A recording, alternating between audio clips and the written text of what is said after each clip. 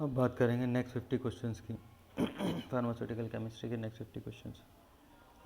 The distribution constant for iodine between an organic solvent and water is 85।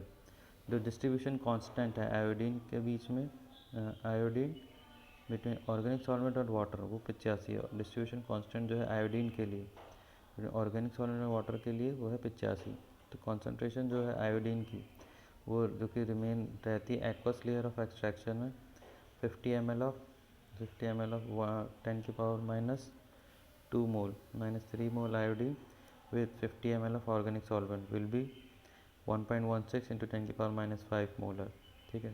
Distribution constant जो है iodine का, iodine के लिए वो बिटवीन ऑर्गेनिक सॉल्वेंट और वाटर वो 85 है। डिस्ट्रीब्यूशन कांस्टेंट आयोडीन के लिए ऑर्गेनिक सॉल्वेंट वाटर के बीच में है 85। कॉन्सेंट्रेशन जो है आयोडीन का जो कि रहता है एक्वस लेयर में आफ्टर एक्सट्रैक्शन 50 ml 10 की पावर माइनस 3 मोल आयोडीन निकालने के बाद 50 ml ऑर्गेनिक सॉल्वेंट के साथ वो है 1.16 10 की power minus 5 mole. For the reaction of rate constant is doubled when the temperature is increased from 17 degrees Celsius to 37 degrees Celsius. What is the activation energy for the reaction? 6.2 kilocalorie. Rate constant है reaction for a reaction, rate constant double, किसी reaction के लिए rate constant double कर दिया गया। जब temperature बढ़ता है 17 से 37 पे, तो एक्टिवेशन एनर्जी होगी रिएक्शन की 6.2 किलो कैलोरी होगी। Sodium metal is stored in kerosene, sodium metal को स्टोर किया जाता है कैरोसिन में। Ratio of number of atoms of our water is H/O। ठीक है, एटम वाटर हाइड्रोजन 2 होता है, 2:1 होगा।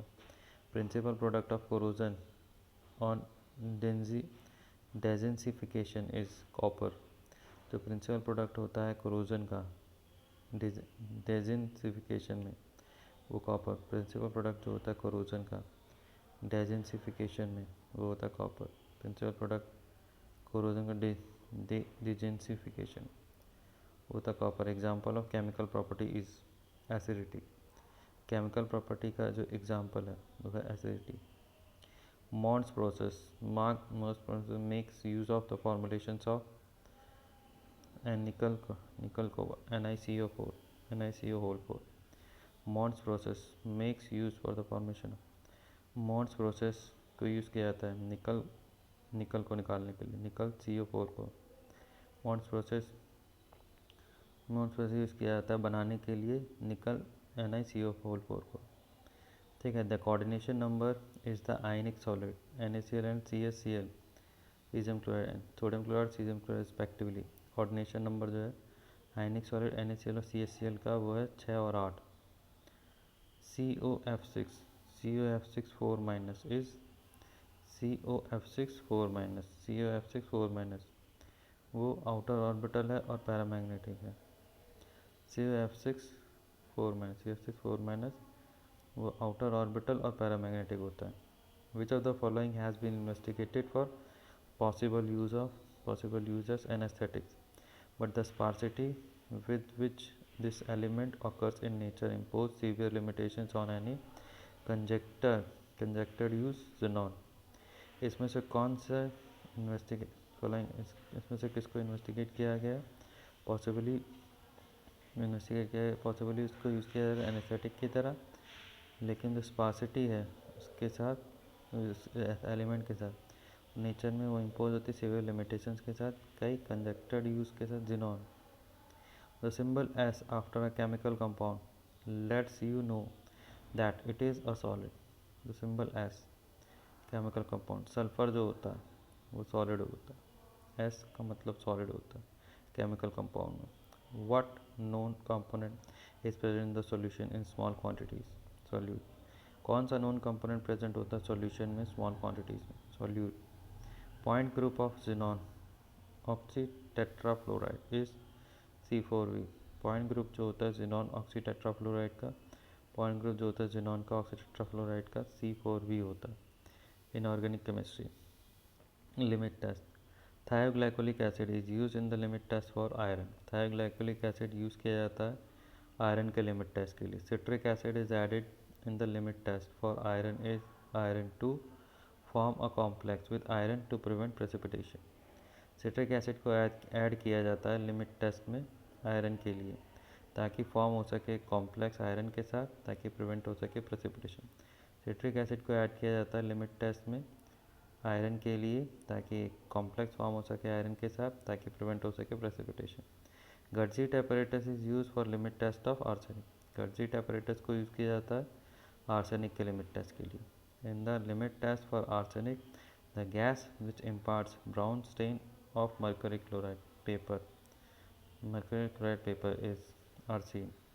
जो लिमिट टेस्ट है आर्सेनिक के लिए, गैस इम्पार्ट होती है ब्राउन स्टेन से मर्क्यूरी क्लोराइड के ब्राउन स्टेन से पेपर पे, वो होती है आर्सेन गैस। लिमिट टेस्ट जो होता है आर्सेनिक के लिए, और जो गैस जो कि निकलती है ब्राउन स्टेन और मर्क्यूरी क्लोराइड पे से पेपर पे, वो है आर्सेन गैस।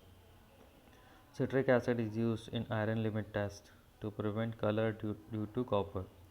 सिट्रिक एसिड को यूज़ किया जाता है आयरन लिमिट टेस्ट में ताकि प्रिवेंट हो सके colour due to copper. Limit test of iron depends upon the interaction of iron with thioglycolic acid. Limit test जो है आयरन का, वो डिपेंड करता है आयरन के इंट्रैक्शन के साथ थायोग्लाइकोलिक एसिड का। Limit test of lead is done using डाइथाइजोन।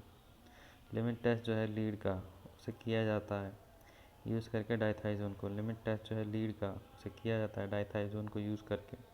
The buffer use in the limit test for iron is, वो है अमोनियम सिट्रेट। जो बफर यूज़ किया जाता है limit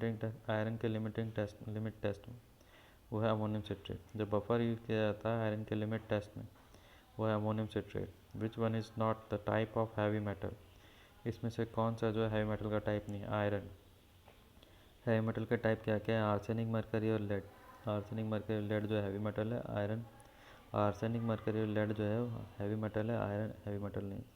in limit test of chloride which is compared ऑपेलिसेंस।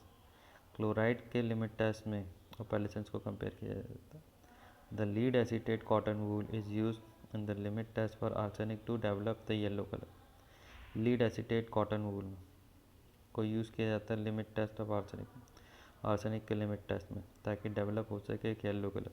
Lead acetate cotton wool को use किया जाता है आर्सेनिक के लिमिट टेस्ट में ताकि डेवलप हो सके एक yellow colour. Lead acetate wool is use in the arsenic limit test to absorb hydrogen sulphide. Lead acetate wool को यूज़ किया जाता है आर्सेनिक लिमिट टेस्ट में, लीड एसीटेट वूल को यूज़ किया जाता है आर्सेनिक लिमिट टेस्ट में ताकि ऑब्जॉर्ब हो सके hydrogen sulphide. Next, diphenyl thiocarbazone test is specific test for the determination of lead. Diphenyl thiocarbazone test, diphenyl thiocarbazone test specific test है जो कि लीड के डिटर्मिनेशन में यूज़ होता है। In chloride test, in chloride limit test the reagent added for the precipitation is silver nitrate. ठीक है, chloride limit test है। क्लोराइड लिमिट टेस्ट में जो रिएजेंट यूज़ होता है प्रेसिपिटेशन के लिए वो है silver nitrate. In heavy metal limit test the standard prepared by using solution of lead nitrate. Heavy metal limit test में जो स्टैंडर्ड प्रिपेयर किया जाता है सॉल्यूशन को यूज़ करके वो lead nitrate. Heavy metal limit test जो स्टैंडर्ड प्रिपेयर किया जाता है सॉल्यूशन को यूज़ करके वो lead nitrate. Which of the following is not a test purity? Quantity of sample, इसमें से कौन सा जो है वो एक टेस्ट प्योरिटी का टेस्ट नहीं है। क्वांटिटी ऑफ सैंपल, इसमें से कौन सा प्योरिटी का टेस्ट नहीं है? Quantity of sample. Limit test are conducted to detect the presence of और absence of impurity. Limit test को किया जाता है ताकि डिटेक्ट की जा सके इम्प्योरिटीज़ की प्रेजेंस और एब्सेंस। लिमिट टेस्ट को कंडक्ट किया जाता है ताकि इम्प्योरिटीज़ की प्रेजेंस और एब्सेंस को डिटेक्ट किया जा सके। In limit test of sulphate which of the following is use to prevent supersaturation alcohol. Sulphate का लिमिट टेस्ट ऑफ सल्फेट का लिमिट टेस्ट कौन सा इसमें यूज़ किया जाता है ताकि प्रिवेंट हो सके सुपर सैचुरेशन अल्कोहल। ठीक है, सल्फेट का लिमिट टेस्ट है तो कौन सा यूज़ किया जाएगा सुपर सैचुरेशन को प्रिवेंट करने के लिए? Alcohol. In limit test for iron interference of other metal cations is removed by citric acid. In limit test for iron interference of other metal cations को रिमूव किया जाता है सिट्रिक एसिड के साथ। लिमिट टेस्ट करना iron का, limit test iron interference का, दूसरे मेटल कटायन के साथ। उसे रिमूव किया जाता है सिट्रिक एसिड के साथ। The usual limit for heavy metal SiP is 20 parts पर मिलियन। यूजुअल लिमिट जो है हैवी मेटल की जो है 20 parts per mil ppm। Acid base and buffer, role of buffer solution in case of pH is maintain pH। ठीक है, role जो है बफर सॉल्यूशन का pH के केस में, बफर सॉल्यूशन का pH के केस में रोल, बफर सॉल्यूशन का pH के केस में रोल मेंटेन करना pH को। Caustic soda is synonym of NaOH, caustic soda synonym है सोडियम हाइड्रोक्साइड का। The reaction between an acid and a base gives salt and water is known as a reaction neutralization. ठीक है, उस reaction between an acid and a base, reaction हो रही है acid और base के बीच में, जो कि सॉल्ट दे रहा है और वाटर दे रहा है, तो इसको क्या बोलते हैं, neutralization reaction. Acid test ratio is otherwise known as liquidity ratio, acid test ratio को और क्या बोलते हैं, liquidity ratio. Buffer is solution prepared by mixing a weak acid and its salt with a strong base.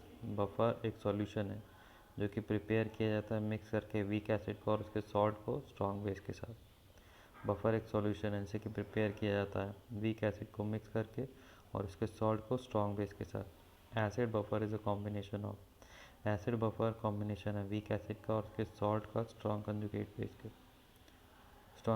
Base के साथ। Acid buffer एक combination है weak acid का और उसके सॉल्ट का स्ट्रॉन्ग कंजुगेट बेस के साथ according to the Lewis acid base concept AlCl3 and acid. ठीक है, लुईस का एसिड बेस कॉन्सेप्ट है AlCl3, उसके साथ में एक एसिड होगा। लुईस का जो एसिड बेस कॉन्सेप्ट है उसके अकॉर्डिंग AlCl3 एक एसिड होगा। The buffer present in water soluble radio opaque contrast media is citrate buffer. Buffer जो प्रेजेंट होता है वाटर सोल्यूबल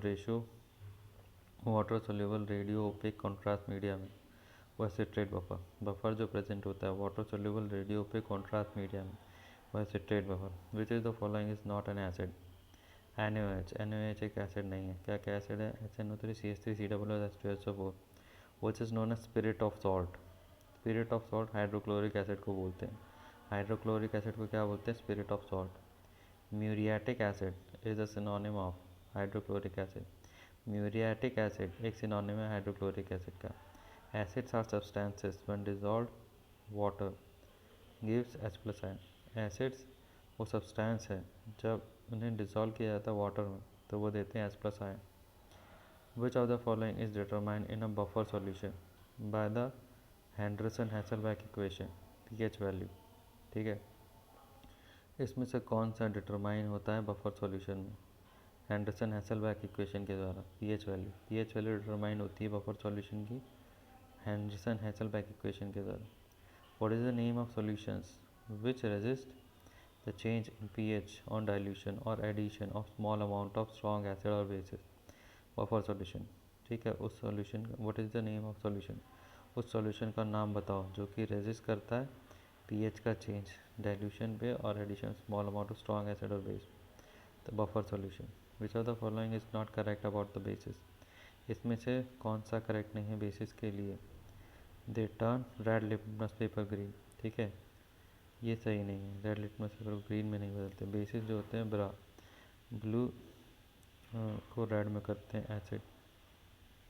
ठीक है, basis do not show reaction with metals, इसमें जो सही है बेसिस के लिए, बेसिस जो है वो मेटल के साथ रिएक्शन नहीं करते, pH इनका हमेशा 7 से ऊपर होता है, इनका बिटर टेस्ट होता है। ठीक है, Henderson Hasselbalch equation is related to buffer solution, Henderson Hasselbalch equation related होती है बफर सॉल्यूशन से। According to the Bronsted Lowry acid proton donor, Bronsted Lowry theory जो है एसिड की, ब्रॉन्स्टेड-लोरी थ्योरी जो है एसिड की, तो ब्रॉन्स्टेड-लोरी थ्योरी जो है उसके अकॉर्डिंग एसिड जो होता है वो प्रोटोन डोनर होता है।